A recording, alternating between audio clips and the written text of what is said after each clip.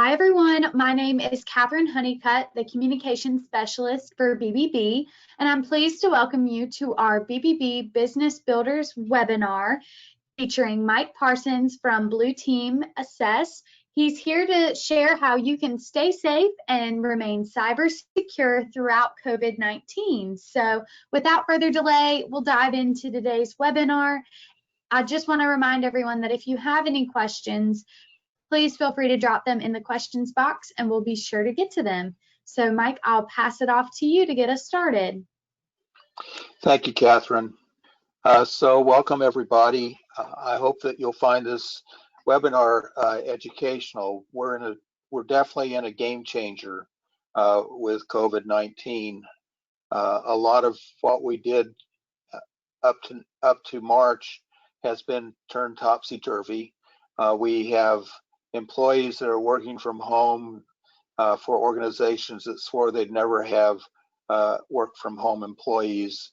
So things have just changed so different. We've also seen a rapid increase in attacks from the bad guys who have come out trying to take our stuff and to wreak havoc within the cyberspace. So these are things that we want to talk about. We also want to talk about what you can do as businesses to protect yourself and your employees. But not only that, what happens after COVID-19? People are coming back to work now. Employment's going up, driven largely by activity in the small businesses. And small businesses are one of those areas where we find most of the cyber risk. So I think it's both important and timely that we have this discussion. So first of all, a brief shameless plug, if I can get this thing to cooperate.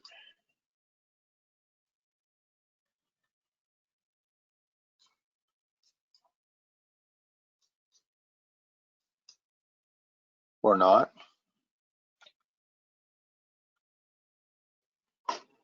Bear with me a minute. A little technical difficulty here. No problem. Sometimes when they get put in presenter mode, okay. Sometimes we they got don't it. want to change.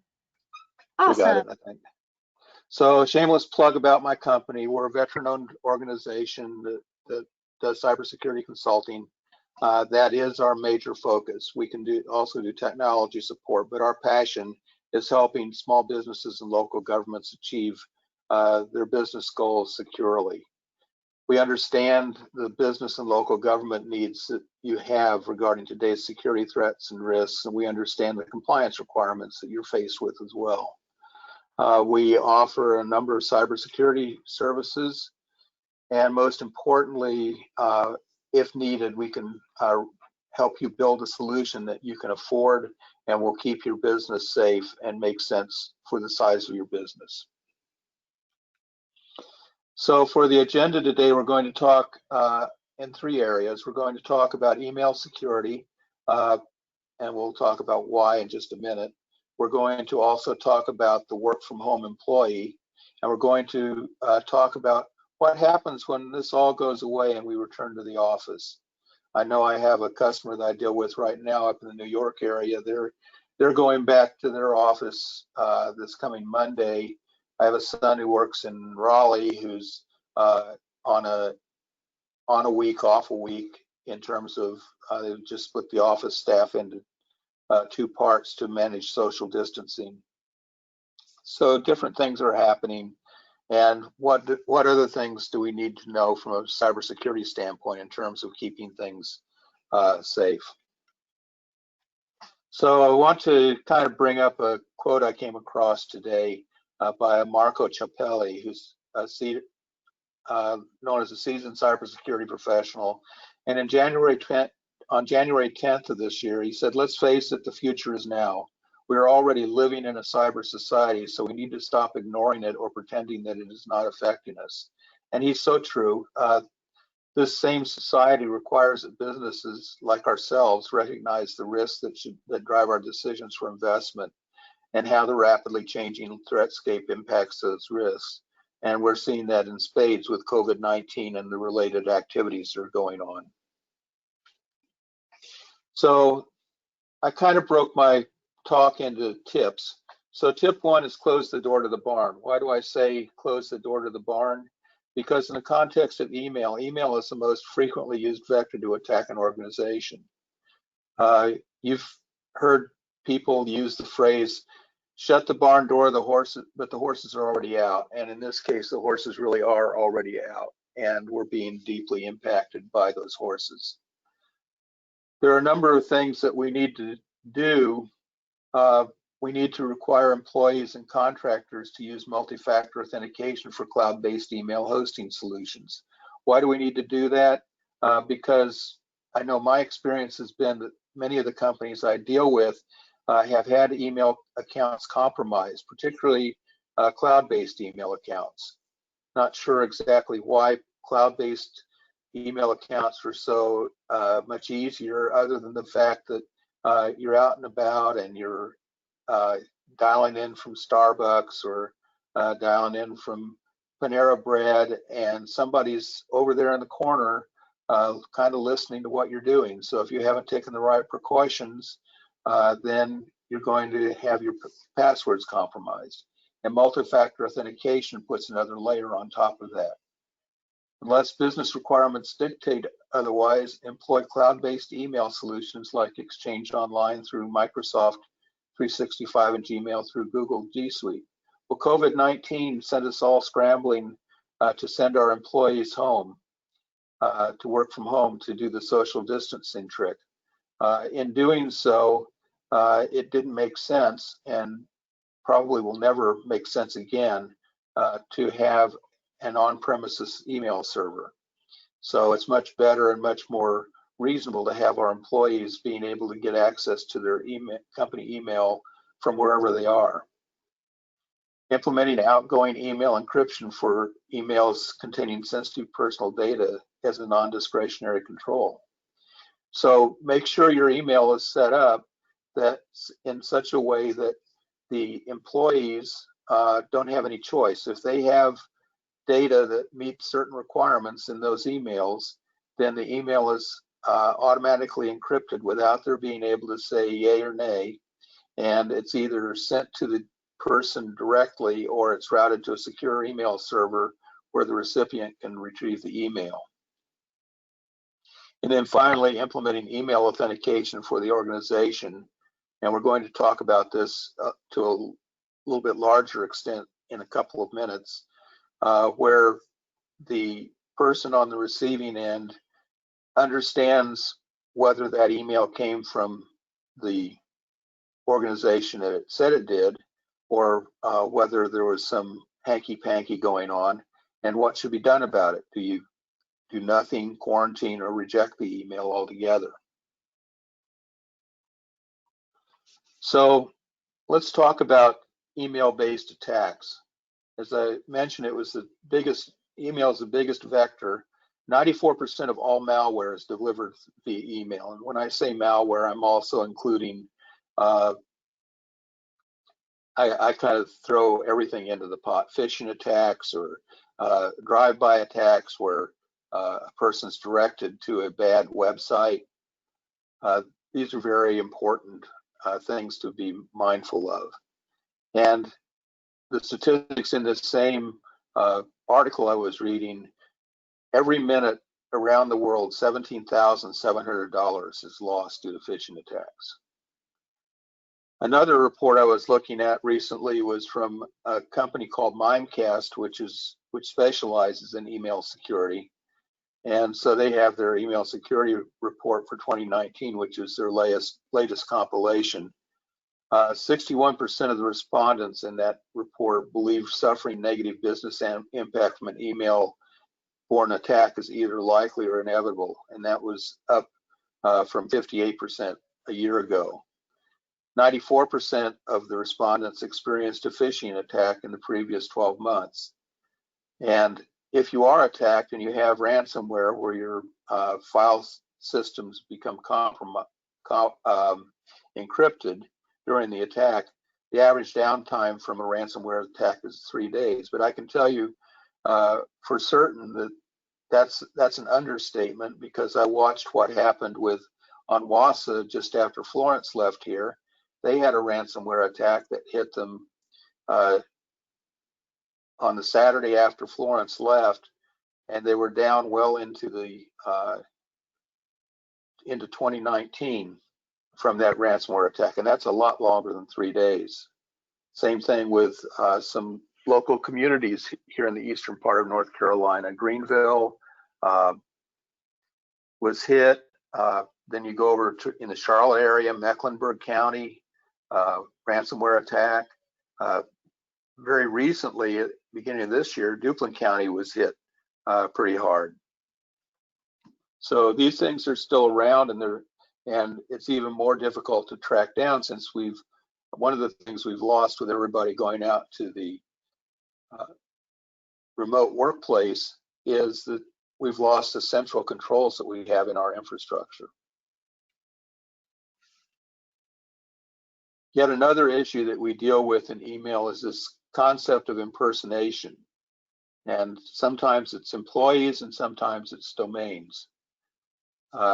And this is from the Electronic Frontier Foundation, which does a whole lot of work in this area of email privacy. And their title of their article is "Phishing Time in COVID-19 and How to Represent Malicious Coronavirus-Related Phishing Scams." There are a huge number of these types of phishing scams going around on the internet, and what you see is not necessarily what you get. And the favorite tactic of attackers is to spoof or impersonate users or domains, and the bait that they're holding out is that they have the latest and greatest information on COVID-19, like how many people, how many active cases, what has the governor told you to do lately?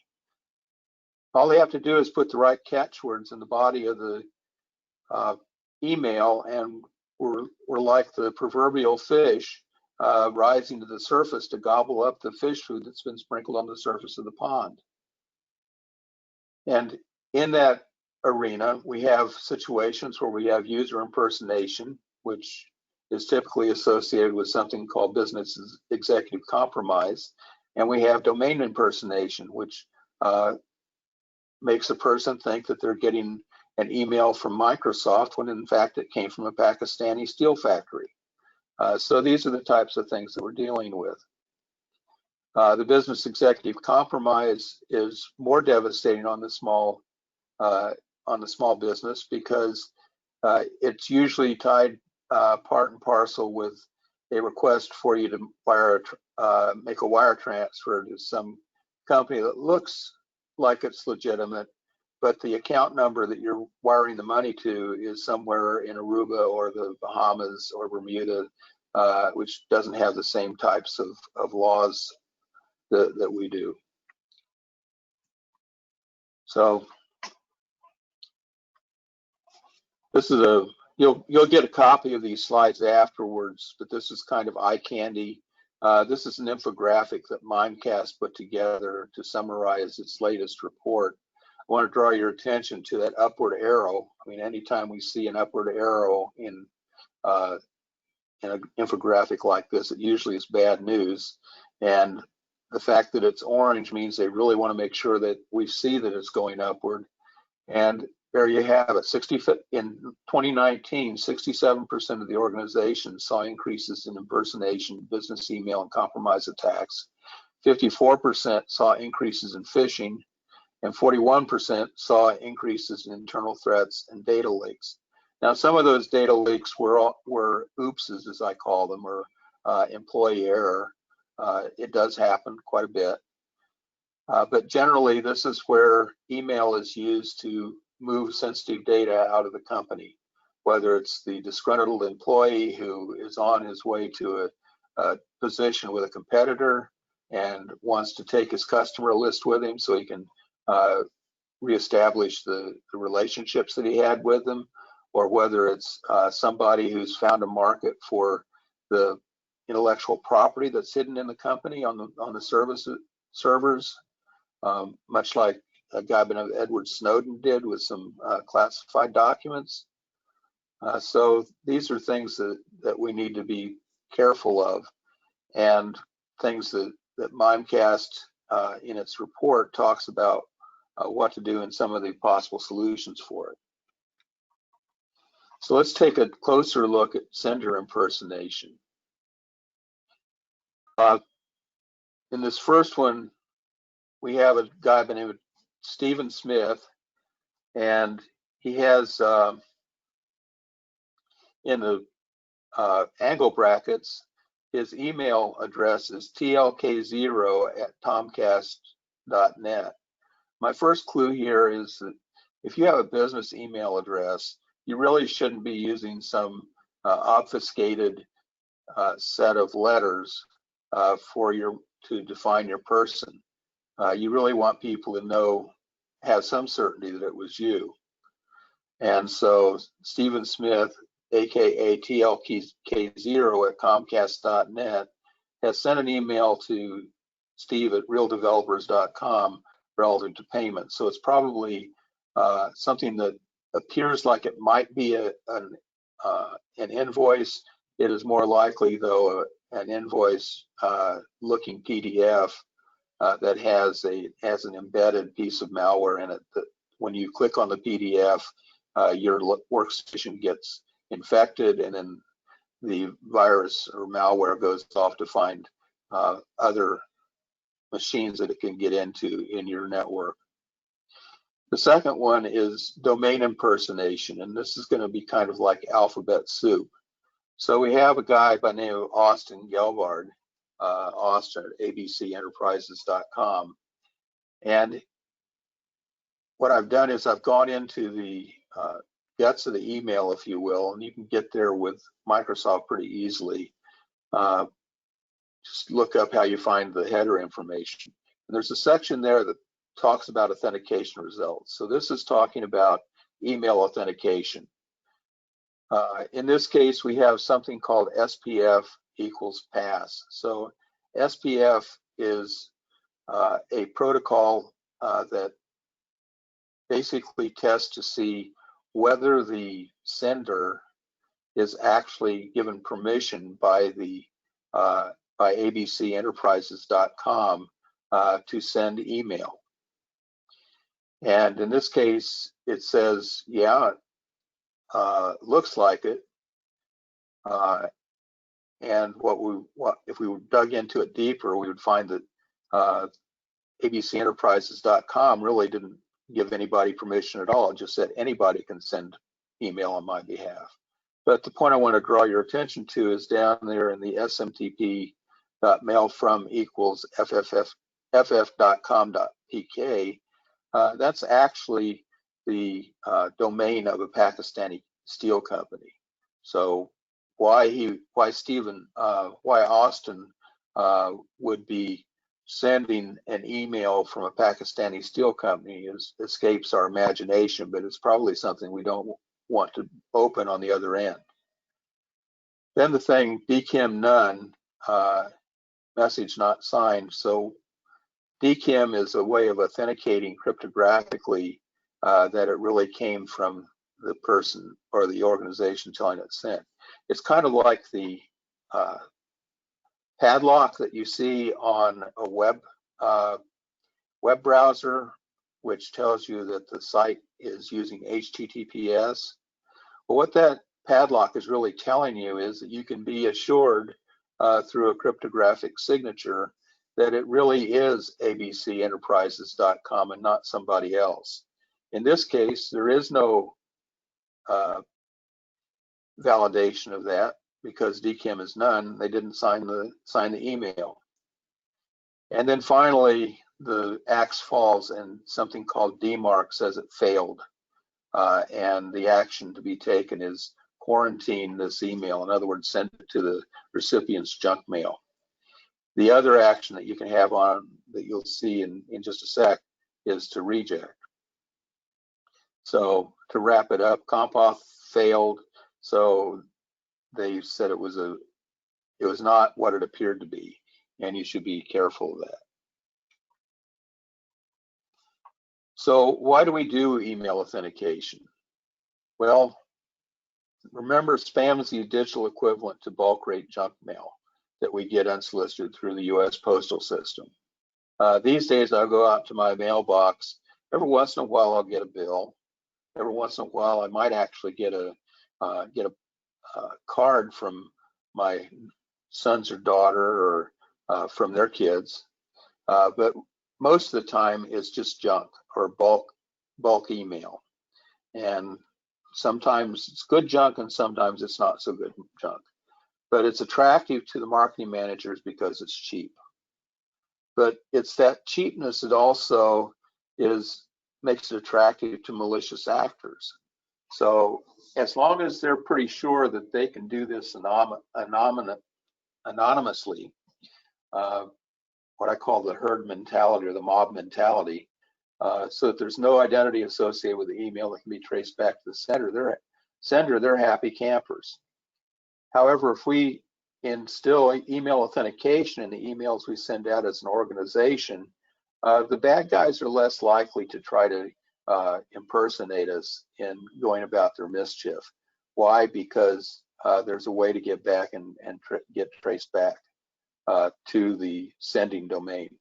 You probably won't get back to the particular individual, but you'll get back to the domain that was sending it and was probably not being carefully attentive, very attentive to what they needed to do to secure their own email. So again, this shouldn't impact the utility of email for the marketeers because it doesn't really change the cost model. The addition of these things is pretty cheap, but it does raise the perceived cost by the malicious actors because now they see email as being a less than desirable attack vector because it can be traced back to them.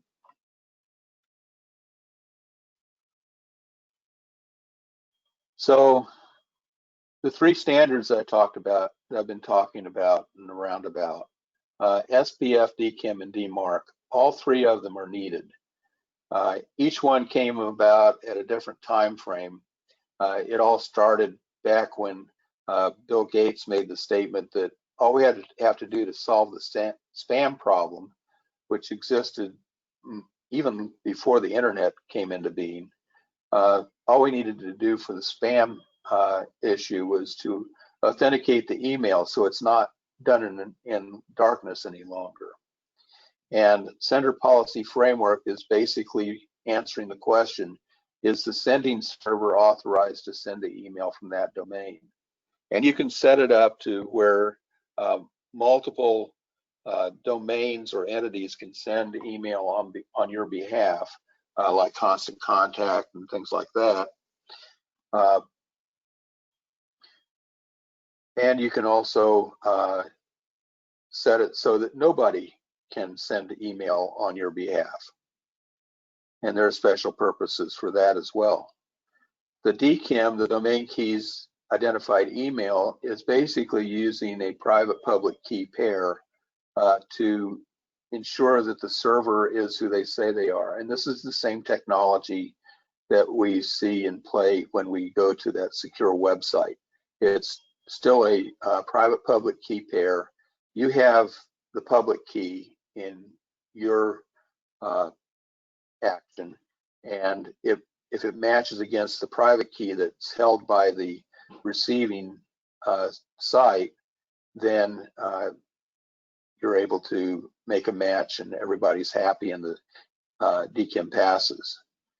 And then finally, DMARC, domain-based message authentication, reporting, and conformance, is saying, okay, were the rules followed for SPF and DKIM, and was everybody happy? And if not, then how should the receiving server process the email? Usually when we go to implement DMARC, we start out by saying, well, just let it go. We just want to see what's going on. Second level is quarantining, which to me is actually preferred to reject because at least the email itself hasn't been offered or hasn't been stopped, or reject with no alert to anybody whatsoever, so the email just drops into a black hole. One thing you need to also be aware of, that if you don't take these types of precautions, and because people start impersonating you, so you get caught up in the spam train, you can actually be blacklisted by what we call reputation blacklist lists. And what that does is it goes to these companies that have invested money in secure email gateways, and they see email coming from you, and immediately you go into the spam folder because it can't be trusted as being legitimate email. So we've always had that email problem. It's been exacerbated by COVID-19. And this is, I don't know that it has a whole lot of bearing, but it's something to think about. In years past, when an enemy threatened a community, our ancestors either drew everybody inside the walls of the city, or if they were on the prairie, they circled the wagons. So what did we do? When COVID-19 came along, social distancing came into play. Let's close the non-essential businesses and send everybody to their homes and tell our teams to continue the work they always did, but do it from home. And the result was many of our employees were sent home that didn't have the functions or the training or the tools they had to get access to the office resources and be able to operate productively. And there was definitely a gap in the necessary training on how to integrate their home technology into the office environment that was extended to incorporate their home office. So I remember an ad I saw from IBM years ago, and it still holds good information for today's world, or very, very relevant for today's world. It shows an executive talking to the IT guy, and the IT guy is saying, well, how in the world do you continue to get these viruses on your machine? It's a company machine. It doesn't leave the office. And about that time, his daughter comes out of his office saying, Daddy, Daddy, you should see the new game I found to play on the internet. So mystery solved. So the point is that when these employees go to their home, they don't have the same, even those protections on their equipment, and they don't have the protections on their network to be able to operate correctly.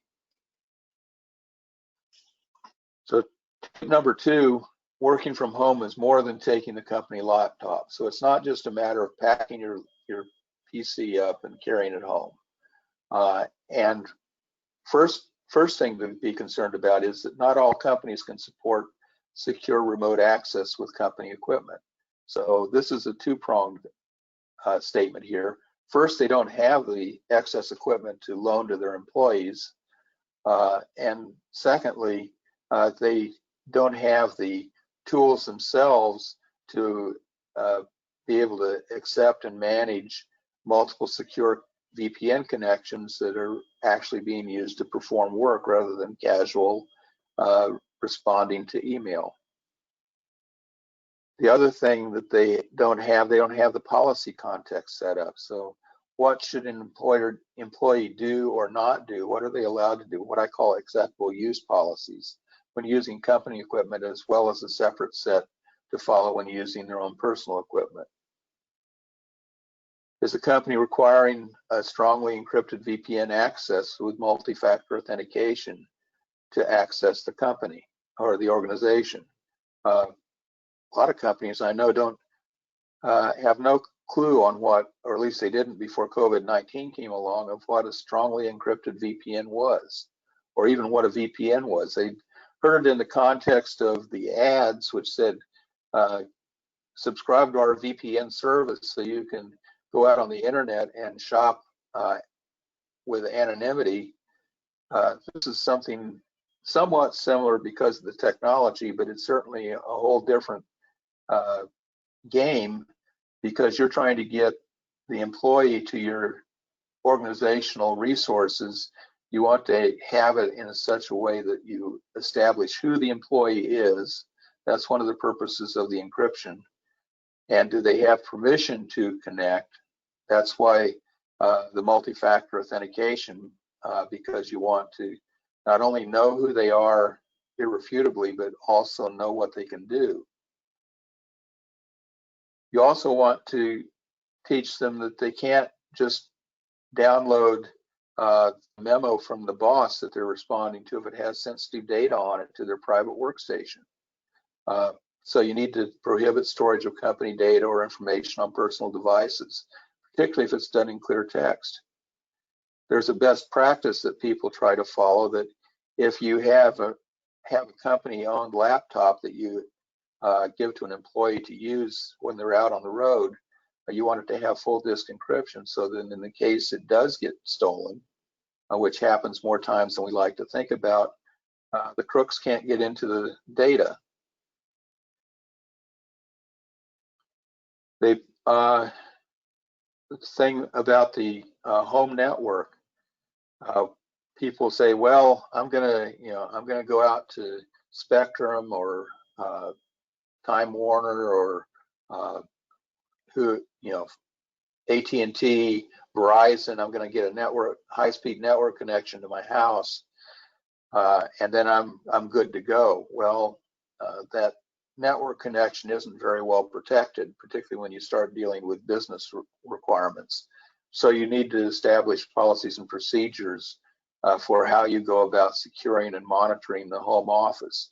You want to make sure that your employee working from home is now at least protected, and that you have an idea of what kind of incoming and outgoing traffic is occurring in case somebody has gone in and gotten control of that employee's PC, whether it be a company PC or a personal PC. And then this is something that people don't forget, in which I've definitely been through the ringer on it where I live. Establish policies and standards for minimum connection speed and use standard applications for virtual meetings, Zoom or WebEx, for example, or team interactions such as Microsoft Teams or Google Meet.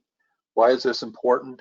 What I found when COVID-19 was at its height, that I was very lucky if I could get a good connection on the first try because of the nature of the technology. Second, the tools that I was using, while they worked quite well when the network wasn't being overtaxed, with the network being overloaded, there were times when I sounded like I was speaking in a bubble. I'm sure you all experienced that on at least one occasion during these last couple of months.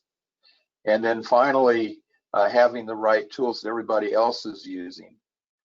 How are you going to deal with, if you have the Zoom professional version and somebody else has the Zoom freebie version, they start the meeting, and 30 minutes into the meeting, Zoom cuts them off because they had the free version. Whereas if you had the professional version, which the company should provide as employee software, in my opinion, they don't have that same constraint. Same thing with numbers of people. So there are all kinds of considerations you have on what you want your employees to be able to do in this new world of collaborating over the wide area. Same thing with team interaction.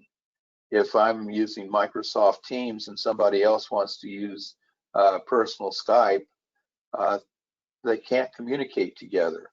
And if I'm a company, I want to ensure that everybody on my employee team has the same capabilities from the standpoint of software and the same rights and everything that they need to do to perform their business.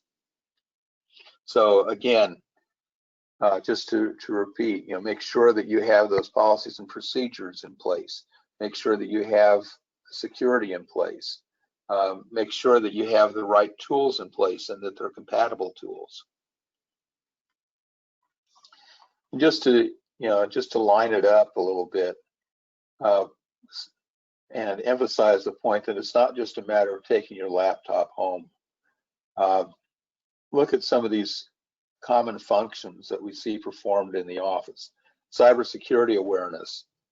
In the office, we should be having, hopefully we are, regular activities and training of cybersecurity awareness. That everybody's getting regular updates on what to look out for, what sort of mail is everybody getting that's shady in nature.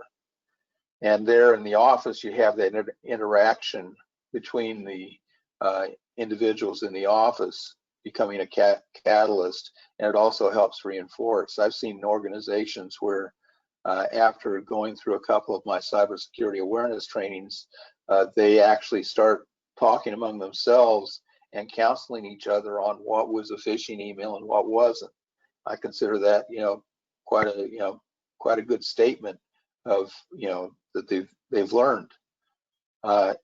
However, if everybody's off in their own little hole in their home, there's no interaction, so there's no real reinforcement that's going on.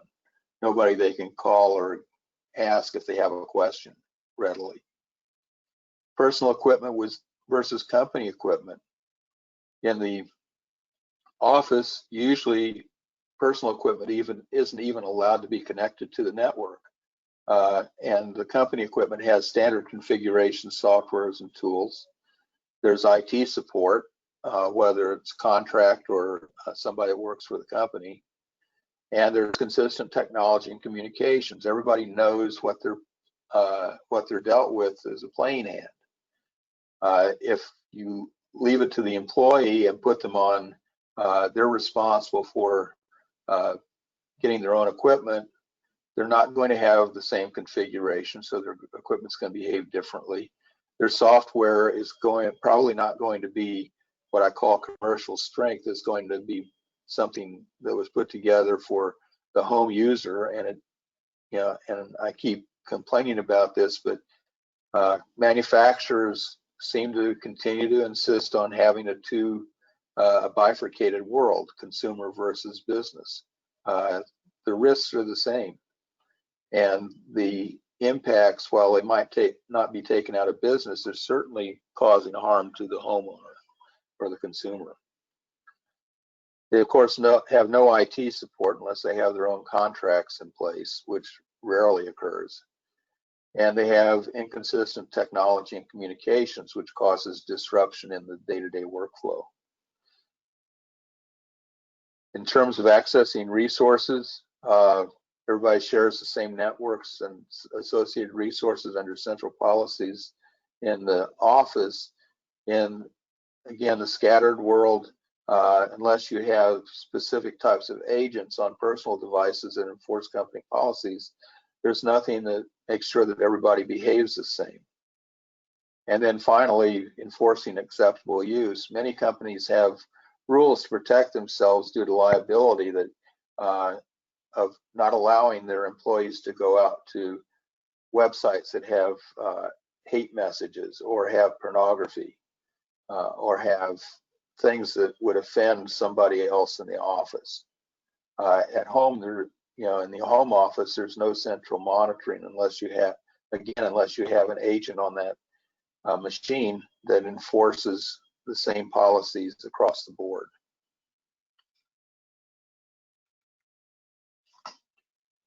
Working from home is a new paradigm, for sure. And I've talked to a number of people who said, we didn't want to do this when we first started, but now that we're doing it, we see some advantages. One of them is that they see an advantage of not having to jump so quickly to build another building or to take control of other space. But that can be taken too far too. Businesses may actually see this as an opportunity to transfer more cost to their employees. And then they get into the same problems we just described, that when you tell your employees that they're responsible and you don't give them standards or training to address it, then you're going to have a mishmash and nobody's going to be able to get things done. Make sure that any policies and standards for machine configuration and maintenance are clearly clearly available. Make sure that employee-owned devices, in order to have permission to connect to the network, to the mothership, have to meet all the standards that you have for the company-owned equipment.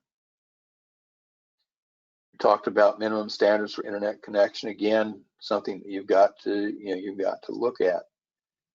Or internet or phone service is problematic.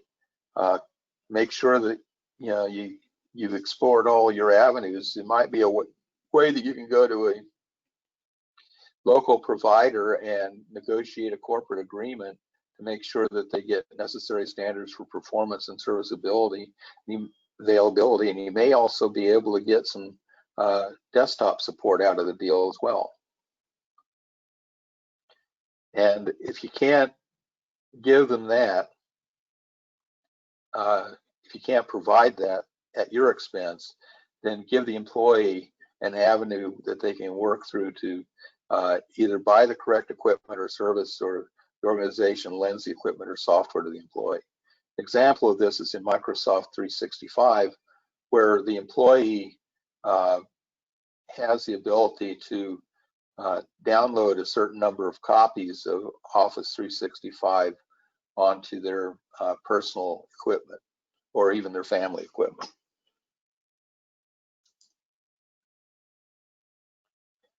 So just to kind of, again, to reemphasize, network devices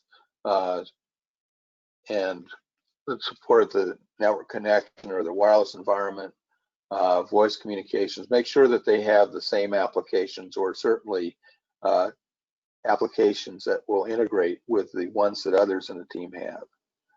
Make sure that you have good, strong, acceptable use and behavioral policies in place. And make sure that if you're going to have the policies, monitor them. If you put out a policy that's not being followed because you can't monitor it, then you just will not have a policy at all. And then make sure that your employees, if they are going to use their personal equipment, that they can have the same feature sets or security profiles necessary to process and protect company intellectual property they're now working with. Keep in mind that even if you tell them that they won't be able to have company data on their personal equipment, they will put company data on the personal equipment. I can guarantee it, because it's too random in their mind for the situations where the internet's down, I can't get to my file, I've got this deadline I've got to meet, what am I to do? Because the boss isn't going to take the excuse that the internet's down. That's like, when we're back in school, we tried to tell a teacher the dog ate our homework. It just doesn't fly anymore.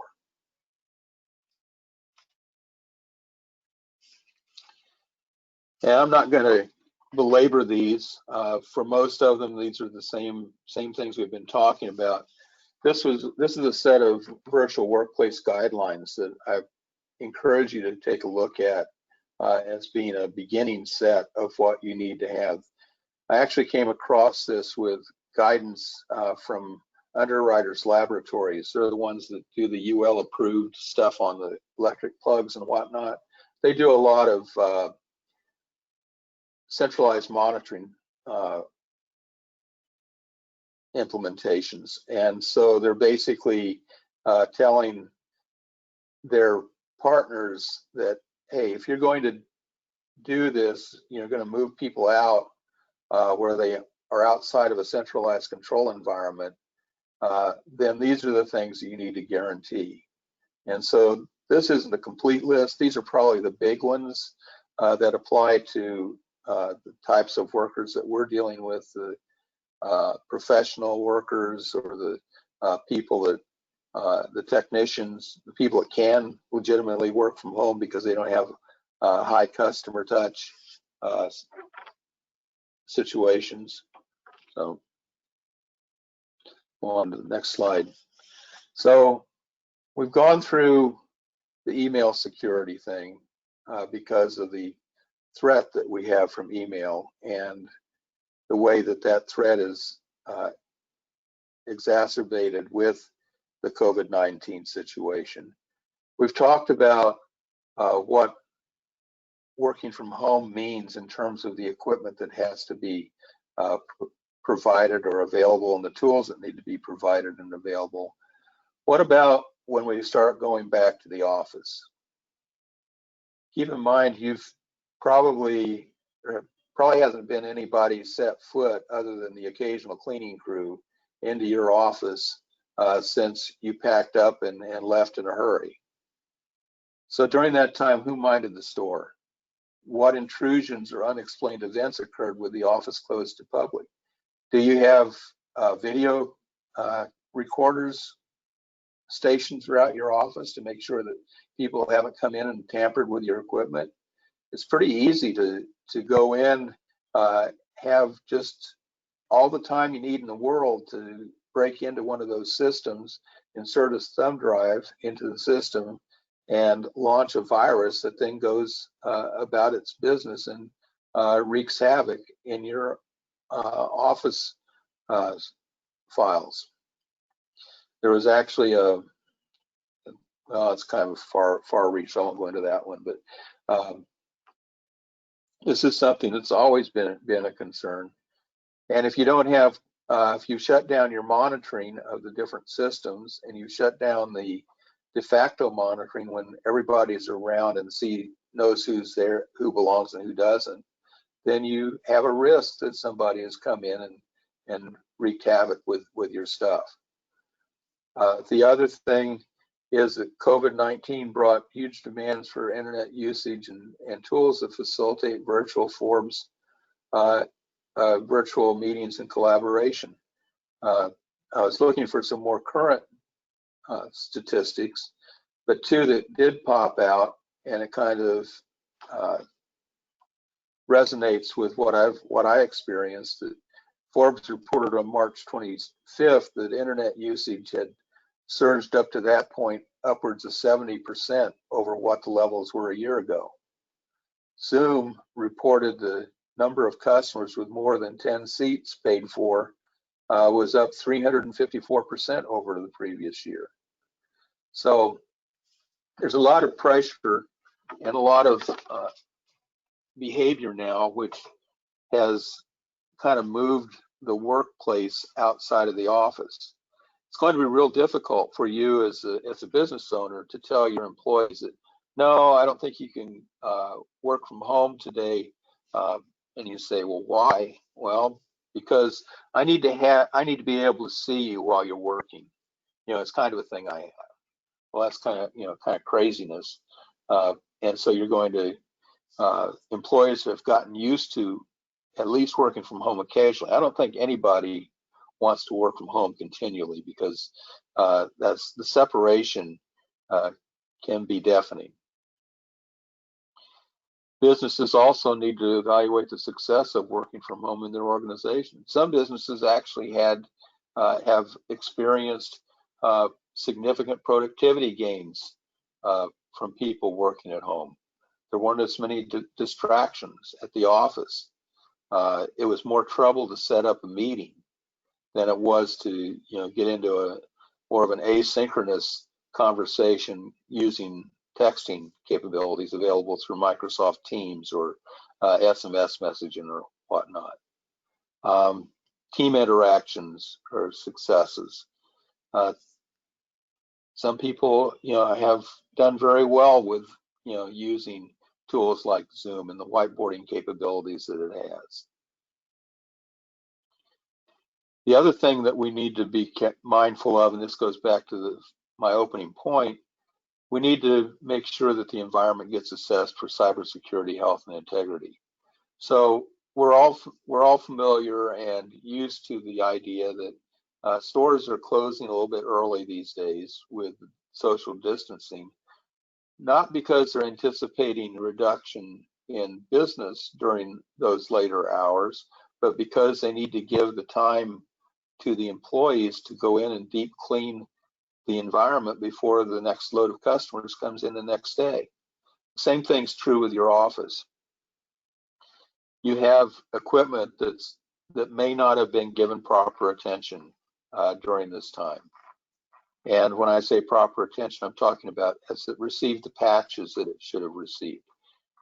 Have people been continually monitoring the equipment itself to make sure that you weren't getting strange messages received or strange messages going out. I've heard some statistics that even when the office was closed, there was the amount of voice over IP traffic from phones with numbers inside the office was still nearly 50% of what it had been when the office was fully functional. That's pretty significant. And then finally, you need to make sure that whatever you do that changes the way things were pre-COVID-19 to post-COVID-19 gets reflected in policies and standards so that everybody is reading the same hymn book. So we talked about, making your business location ready to bring your workers back in, doing a deep clean cybersecurity wise, making sure that there are all the updates and revisions for the firmware and software, that's been done. And if there was the fact that your employees went back to the office on occasion individually, how do you know that they didn't carry out something that when we talk about insider threats, where they had a beef with the company, and well, I'll fix them while I'm in there. I'm just going to open up the communications closet, put in a USB drive into the server, and leave a time bomb, because when we get back to the office, I'm going to resign, and 2 weeks down the road, things are going to go poof, and they're going to lose all their data, and I'm going to laugh. So we need to be able to to assure the management of the company that that's not going to happen. So I talk about a deep clean cycle, updating all firmware and operating systems, bringing a third-party consultant with strong cybersecurity skills, have them do what I call a security health check, which includes a deep vulnerability scan that looks at the compliance of all the devices in the network with any regulatory or other legal requirements. How do we know that those patches that were done automatically actually occurred, that they took? Review consistency with best practices. When you left the first part of March, and now you're coming back middle to the end of June, are things, is the climate still the same? Should you be doing things the way you were before, or have things changed? And if you do find that you have some issues, make sure that you get everything remediated as quickly as possible. You may not be able to get it remediated before the employees are totally back in the office and on board, but make sure that you have that all taken care of. And then finally, review all your positions and roles. You just went through a time when everybody was working remotely. Maybe there's some people that should be left in that situation. For the employee workstations themselves, remember those workstations, if they're company owned, have been connected to an insecure, untrusted network, however you want to count it. So you shouldn't just like you subject somebody to self-quarantine when they come back from overseas, you should also do the same thing for the company-owned equipment. As they arrive, have them connect their machines up with a quarantine segment. Make sure that their endpoint protection is updated and then to the current version, and then perform what's called a deep scan to make sure that there's nothing hiding in the bits and bytes on that machine. Make sure that the operating system of that workstation is up to current patch levels, and that all the office software has been updated. Have them change their password. We don't know what what an intrusion, if any intrusions occurred on their workstation while I was out of the office, but just to be on the safe side, let's change all the passwords so that there's not not a process that's running inside of that machine that could compromise the office with credentials to get on the domain. And then after you've done all that, and only then, move the machine to the corporate network where you have a reasonable sense that it's going to not cause problems down the road. And then once everybody's back on, resume the normal activities in the office. Now, yes, this is going to take some time. You're probably not going to get more than 2 or 3 works, depending on how much staff you have. But it's going to take you a couple of days to get everybody cycled through that. Remember, COVID-19, has been a game changer for most organizations' technology strategy. Many organizations have embraced work from home as a valid work model that can be used as a positive tool to recruit and retain quality employees. So now, what's going to be your story? So that's all I have. Any questions come in? Yeah, thank you so much, Mike, for all of that valuable information. We do have a few questions. I know we just have a few minutes left of the hour, but one of the questions we received was, what guidelines do you recommend I follow if our company experiences a cybersecurity breach? When or how do I notify my employees or customers? Okay, so the answer is it depends in some cases. And the reason I say that, in terms of, let's start with the notification, because that's one of the easiest of customers. There are each regulation that you're subject to as a business tends to have its own set of notifications. In North Carolina, there's a requirement for notification to the Attorney General's office. So, I forget, you caught me off guard. I should have had that on the tip of my tongue. But the Attorney General has that, North Carolina Attorney General has that plainly on its site as to how frequently. My guidance is, do it as quickly as you can. Don't diddle around. Because the sooner that you alert somebody that this has happened, it allows you a little bit more freedom to do what you need to do to get damage control in place. Your employees, you should be prepared for this type of thing to happen anyway, always. So have an incident response procedure in place that outlines all of this. Have designated members of your team with particular actions, and it's not just an IT thing. Make sure that you have somebody that's representing your counsel, somebody representing HR, somebody who represents public communications. And again, this depends on the size of organization that you have, because what you're trying to do is manage information. You want to be truthful and you want to be factual, but you don't want to be giving the impression that you're trying to hide things, you're trying to sweep things underneath the table. And you want to also make sure that you bring somebody in with the background necessary to do a forensic investigation to see exactly what happened, when it happened, and what potential collateral damage is. Okay, great. Thank you for that insight. And the last question that we have says, how can I protect my business URL from domain impersonation that you mentioned?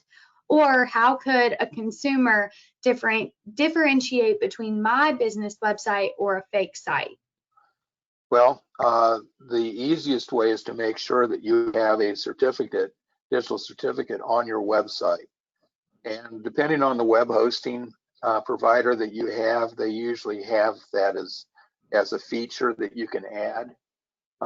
Basically, this certificate, let's say you're abccompany.com, this certificate is made out for abccompany.com, so that when somebody goes through the handshaking of their browser saying, I'm going to abccompany.com, they're going to match the key they have in their web browser with the key that's on the website. And if it matches, everything's going to look green and everything's going to be looking pretty. If it doesn't match, there's going to be this ugly little gray box that pops up, which says, "Oh, this isn't good." Okay. So yeah, the digital certificate way. In fact, most browsers today, in fact, I'm going to say all browsers, if you have them up to date, are very good at recognizing the security risk in the mismatch of the name that you typed in the address bar and the name that's actually on the digital certificate. Okay, awesome. Well, thank you for that insight. And that does conclude our webinar for today. But for those of you who are listening live or listening to the recording, Mike's contact information is on the screen. So please reach out to him if you have any other questions about cybersecurity or maybe specific to your situation and your business. But I thank you all for joining us.